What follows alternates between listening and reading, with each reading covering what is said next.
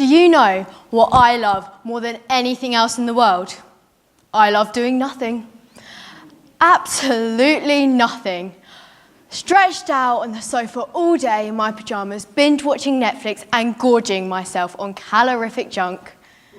If there was a GCSE in wasting time, I could get a 9 easily. In fact, I could probably write the exam if I could be bothered.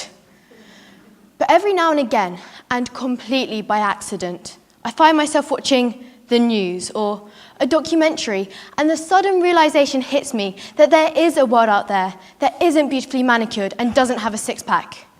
There is this grown-up world where over 3 billion people are living in poverty.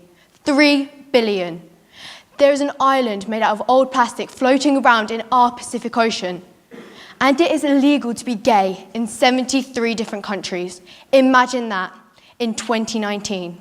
I know. It's not my fault. It's not affecting my life right here, right now. So it's not my problem, right? And there are people doing something about it. There's that remarkable girl in Sweden, Greta Thunberg, who's skipping school every Friday to raise awareness against global warming. There's all these online petitions, and there's that boycott on all the 5-star hotels owned by the Sultan of Brunei.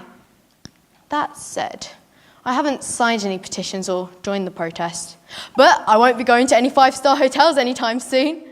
I'd be lucky to go to a Premier Inn. I know, it's not my problem.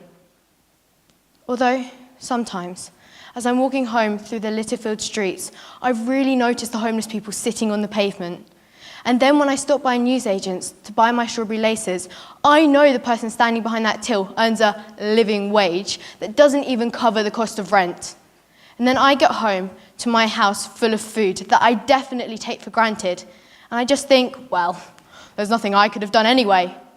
But what if I signed those petitions, joined the protest, stood up for what I believed in? What if you did too, and you? What if we all did? What if every single 15-year-old in the country stopped using single-use plastics, bought a meal deal for the homeless man sitting outside of Tesco's Express, supported the political movements that fight against bigotry, corruption and genocide?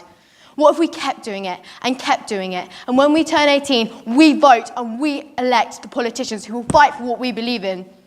We need to stop being lazy, stop making useless excuses, because collectively we can make a difference. We are a generation of time wasters. We are also the generation who can see what is wrong with the world.